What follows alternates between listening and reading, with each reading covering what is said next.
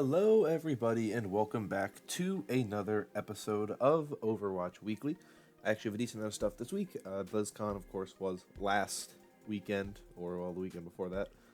So we are now in the post-BlizzCon stages where a little more stuff kind of comes out every so often, and some interviews and stuff that weren't released by last week are now out. So got some stuff to cover, but let's start with the first thing, which is that we have a new short story. This one is titled Valkyrie, and it is about, you guessed it, if you said Mercy, it's about Mercy.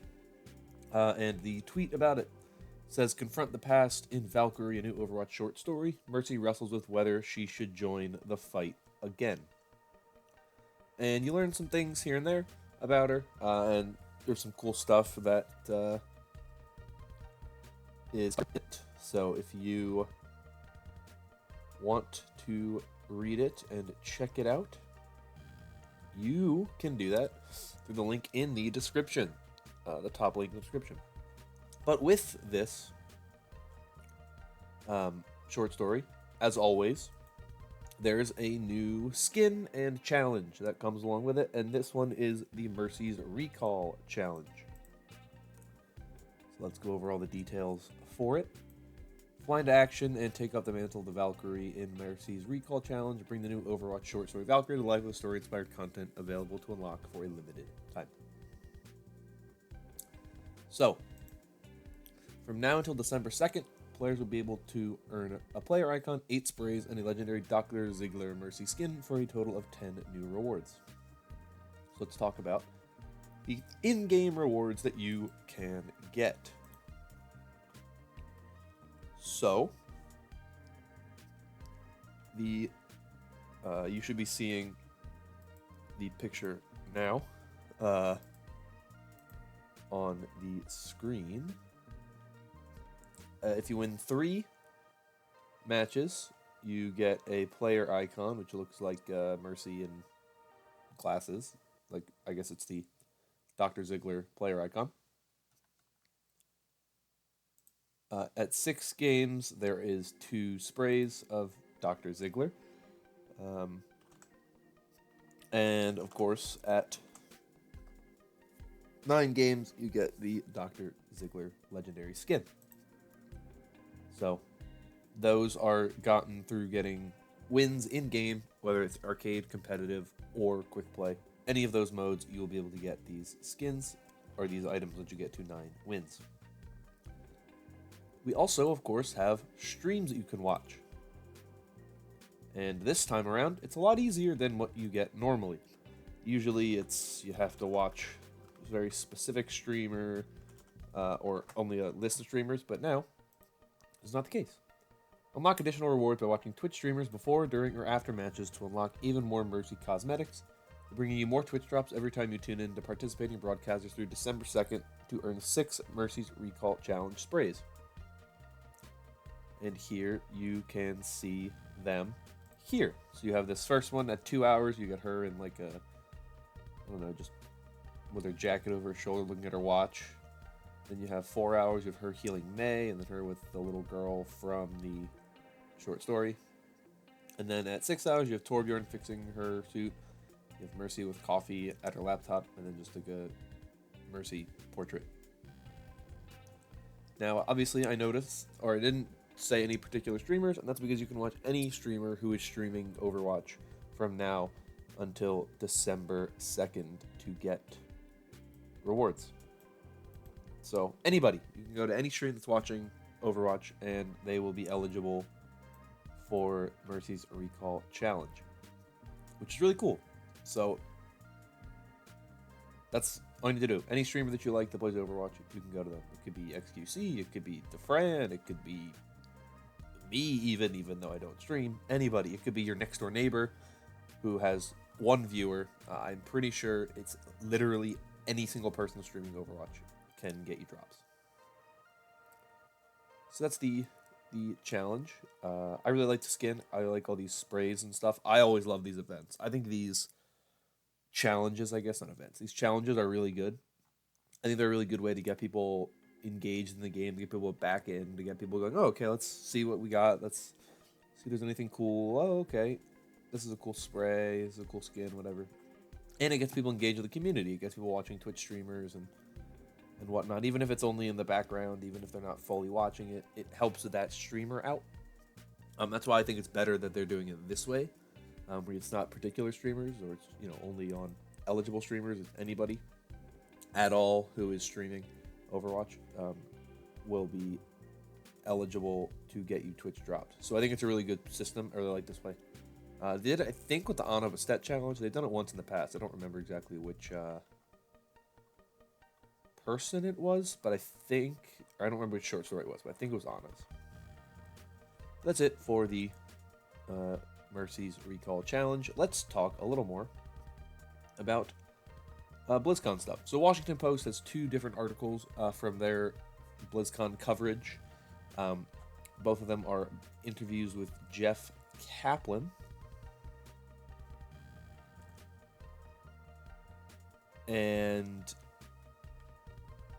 it's pretty interesting. So, title of this article is Blizzard VP Overwatch Director Jeff Kaplan wants BlitzChung's suspension reduced more or eliminated. Now, of course, BlitzChung is the player of Hearthstone who was already suspended for a year and stripped of all his earnings, and then got his earnings back, but was still suspended for 6 months. That sparked the whole controversy surrounding Blizzard and China and free speech and censorship and all this other stuff. It was a huge story with congressional responses and Blizzard employees complaining and in protests at BlizzCon. It was a whole thing. And in an interview, Jeff Kaplan said, "I was relieved when they reduced his suspension, and I think the suspension should be reduced more or eliminated, but that's just me." He said, "I'm obviously a huge supporter of free speech. It's something that's very important to me. It got to me personally. I think the punishment was too harsh, and I was greatly relieved when they gave his money back. I think that was extremely important." And then he was shocked and thought it happened way too quickly. He said that most of his staff, including himself, didn't know about the incident until they saw news articles on the subject. And as someone who's regularly part of the conversation when it comes to handling suspensions and bans for the Overwatch League, he explained that normally these decisions are tactfully and thoughtfully considered. And he said, "We did deal with a few of them in Season 1 in particular, and that process usually takes about 4 or 5 days to make the decision. There was always a group of us involved in deciding what the punishment should be, and we would heavily devil's advocate every part of the decision, so I was actually shocked that such a harsh penalty was levied."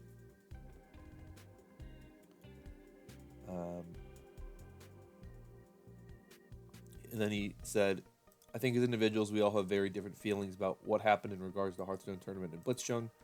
There's a lot of very different reaction among all of us." So that's his thing. There's a full article with a little more stuff in there, but stuff that I've covered in the past. So if you want to read it, links in the description down below. It's interesting. I think I think that shows a lot, though, about what kind of went on. That it was a decision that was made pretty quickly, and I don't know if the Overwatch team has its own way of doing things that the rest of Blizzard doesn't do. Maybe that's the case. Maybe Overwatch takes time with their bans and whatnot. They take longer than most people do. Who knows? But it's interesting to see this whole thing go on. But this situation, I think, it's still kind of frustrating that it's this much of an unresolved issue. And I think that's really, really, really, really bad. So, yeah. That's where I'll end this story on. Shout out to Jeff, though. I think Jeff's the real MVP here. Next story, once again from the Washington Post, as I mentioned before. This one is titled, "Jeff Kaplan, Overwatch 2 isn't as controversial as it sounds." And a lot of this one has to do with just kind of the model that Overwatch 2 is being built on. What makes it a sequel as opposed to just an expansion and all that other stuff. And here is what he said. He said that Overwatch 2 isn't as controversial as it sounds, and he said it's incomparable to DLC because the content for Overwatch 2 is considerably larger.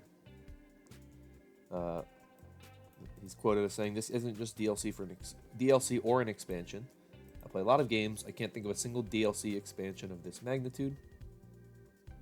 He's not, of course, exactly saying how much is going to be in there or how long the story will be, but he's kind of, teasing people here and there. But he went further to say there's so many people who are deeply engaged with our characters because we've put these heroes in the forefront. People have fallen in love with them who aren't necessarily the best PvP players. That's me. They have a tough time sometimes in a competitive setting. They would love to engage with the characters in a way that is a little bit less high pressure to them, so we felt like, if we could deliver one really massive feature to our fans, it would be to blow out the cooperative side of the game.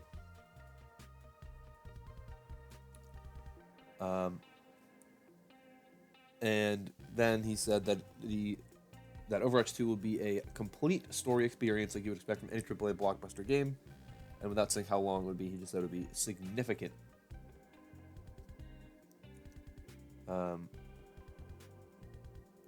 So there's a lot of stuff that is here more. He talked about how in recent developer updates, they said, we're not going to focus on the seasonal events because they're going to focus on quality of life features or whatnot. And the team more than doubled to work on Overwatch 2. And they're still guaranteeing that there will be stuff coming forward with Overwatch. But the main stuff here was the stuff about Overwatch 2's story and that it's not as controversial. But there's a lot of interesting stuff in this article if you want to read this one as well. It's a little bit longer than the other one. But I think it's pretty interesting. So I think if you want to give it a read, I would say give it a read. I thought it was pretty interesting. The final story for this week is that Overwatch 2 could be getting a ping system. This coming from Esports. Now, if you remember, several months ago, Jeff Kaplan did applied to a post on the forums where someone asked about the ping system, and he said the problem with the ping system in Overwatch is that the maps aren't that big. And he's talking about, similarly, or in particular, to the ping system that's present in Apex Legends. People were talking about that one. He said it's a good system in Apex Legends, but the problem with our maps is they're not really big enough, and it's a problem. But he said, while talking with, I can't remember his name. Oh dear. Samito, or Samito, I don't know how you pronounce it. He's a Contenders player. He said, when Samito asked him, are you going to have a ping system? Jeff said, we actually experimented with something like that with the original Overwatch way back when, and our implementation of it we were ultimately unhappy with, but one of the UI designers, Junho Kim, wanted to experiment with it and try it again. So that was the big thing. He said there's a video that you can watch that's in the article. We're just going to talk a little more about it. And he just talks a little bit more about just the game in general. But thought it was pretty interesting. Thought it was a very insightful little thing to hear from Jeff. I like hearing from Jeff. Jeff's my dude. And whenever Jeff talks, I'm happy. That's everything I have for you this week. Let me know down below your thoughts on any of the stories that I covered this week. And your thoughts on what may be going on going forward, because I expect a decent amount of stuff, but that's all I have for you. So thank you for watching. If you enjoyed, consider liking and subscribing, but I'm going to get out of here. Thank you once again. Hope you all have a wonderful day, and bye-bye.